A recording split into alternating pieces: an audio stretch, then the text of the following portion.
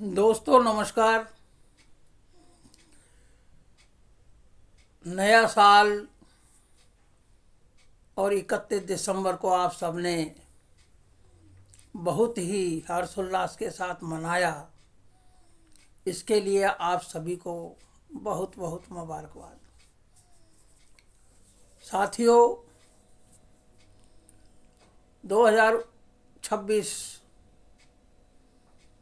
का मैं बहुत इंतज़ार कर रहा था और मैंने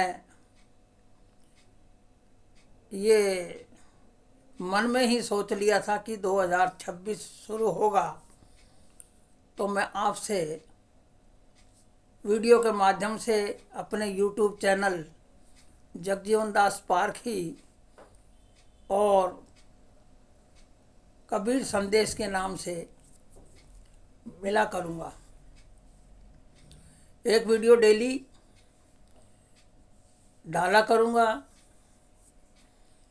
कुछ अपने अनुभव, कुछ आपके कार्य जिनको मैं नित्य प्रतिदिन देखता हूँ, कभी असहज होता हूँ और कभी मैं हर्षित होता हूँ, उल्लासित होता हूँ। मुझे मालूम है कि मेरी बात का आप लोगों पे असर कुछ नहीं होता है। मैं आपकी नज़रों में नाले में बहता हुआ पानी, नदी में बहता हुआ पानी, या कोई पाइप टूट जाता है सड़क पर, उससे रिसा हुआ पानी की तरह हूँ। लेकिन ये बात मैं महसूस करता हूँ और करता रहूँगा। मेरा दायित्व है, जिस समाज में मैं पैदा हुआ हूँ उस समाज की उन्नति, प्रगति और जन जन तक मैं जीवित रहूं, जब तक अपना संदेश देता रहूं। मेरे अंदर कमी जरूर हो सकती है, लेकिन जिसमें कमी होती है वो कभी कभी अच्छी बात भी कह देता है। लेकिन बात को समझने का, उस पर विचार करने का तरीका अपना अपना होता है। दोस्तों, मुझे कोई गिला शिकवा नहीं है। मेरा समाज है, मैंने उसमें जन्म लिया है और मेरा पिता साहेब विवेकानंद जी, जिन्होंने आपके लिए जो भी परोपकार किया है वो करके चले गए। मैं तो सत्संग करता हूँ और उसमें एक शब्द ये जरूर बोलता हूँ, तरवर सरवर संत जन और चौथा वर्षे में परमारथ के कारण संतन धारी दे। तो मेरा भी यही सोचना है कि हमें क्या ले जाना अपने साथ। जो हम आपको अपने विचारों के द्वारा दे जाएंगे, शायद आप नहीं तो आपके बच्चे इन बातों पर ज़रूर गौर करेंगे, जैसे मैं अपने पूर्वजों की बातों पर गौर करता हूँ और उनका अध्ययन मनन करता हूँ। साथियों, आप लोगों ने 31 दिसंबर भी मनाया है और नए वर्ष की कल मैंने देखा बड़ी धूम थी। तरह तरह के स्टिकर, सभी लोग अपनी अपनी तरफ से बधाइयाँ दे रहे थे। अच्छी बात है, देनी चाहिए, लेकिन मैं इससे थोड़ा सा दूर हूँ। मैं उस चिंतन का व्यक्ति हूँ, प्रति साल हमें कोई ना कोई प्रण लेना चाहिए, कोई ना कोई निश्चय लेना चाहिए कि इस बार मैं अपने जीवन में ये धारण करूँगा। कोई एक सूत्र है। अभी मैंने व्हाट्सएप पर देखा था, एक सज्जन ने एक दावत की थी और उसमें उन्होंने कहा कि मैं कोई पैरावनी, कोई गिफ्ट नहीं लूँगा। और उसने अपने यहाँ पर रिश्तेदार, भाई बंधु, परिवारों को बुलाया और उनको सबको उनका आशीर्वाद लिया, लेकिन उनसे किसी प्रकार का कोई कपड़ा लत्ता गिफ्ट इत्यादि स्वीकार नहीं किया। मेरा भी आप लोगों से यही निवेदन है कि आप को 2026 के लिए कुछ ना कुछ जरूर चुनना चाहिए, और उनमें से 5 वस्तु अगर आप चुनेंगे, 5 विषय वो आप चुनेंगे, उनमें से अगर आपने एक भी अचीव किया पूरे साल में तो वो बहुत बड़ी प्रगति होगी अपने बच्चों के जीवन के लिए, उनकी खुशी के लिए, उनके भविष्य के लिए। आपके द्वारा दिया गया संस्कार ही उनके काम आएगा, वो पूंजी है। बच्चे माता पिता के संस्कार को ग्रहण करते हैं। अगर आपका व्यवहार बच्चों के प्रति उचित नहीं है, अच्छा नहीं है, तो वो उसे नकार देंगे। मेरा हाथ जोड़ के निवेदन है कि आप कोई ना कोई निश्चय जरूर करेंगे। जीवन का सुधार, अपने मोहल्ले का सुधार, अपनी गली का सुधार, अपने आस पड़ोस के प्रेमी प्यारों का सुधार, या अपने ही परिवार का सुधार करने का निश्चय हमें जरूर करना चाहिए। साथियों, परिस्थिति मैं बहुत ही विषम महसूस कर रहा हूँ। शायद आप नहीं कर रहे होंगे। आप रोज अपने परिवार के लिए साधन जुटाने में, कारोबार में, धंधे में, व्यापार में, बिजनेस में बिजी रहते हैं, इसलिए आपको चिंतन मनन करने का ज़्यादा समय नहीं मिलता। लेकिन जिस भी धंधे को आप कर रहे हैं, काम को कर रहे हैं, आप उसमें परेशानियाँ, कठिनाइयाँ बहुत ज़्यादा महसूस जरूर कर रहे होंगे, क्योंकि वर्तमान सरकार ने हालात ऐसे बना दिए हैं, आज हमें केवल काम और काम की चिंता है। आमदनी कम है, खर्चा ज़्यादा है, और ऐसी स्थिति में व्यक्ति को कुछ नहीं सूझता है। वो केवल और केवल अपने 2 पैसे के धंधे और कारोबार, शाम को बच्चों को रोटी खिलानी है, इसके जुगाड़ के लिए ही ज़्यादा सोचता है। सोचना भी पड़ता है, लेकिन इनसे दिगर हमें एक खाना खाने के बाद जो समय मिलता है, उसको हम जो टेलीफोन में जो हमारे साथ ये ऐसी बीमारी लगी है, उसमें हम जो खराब करते हैं।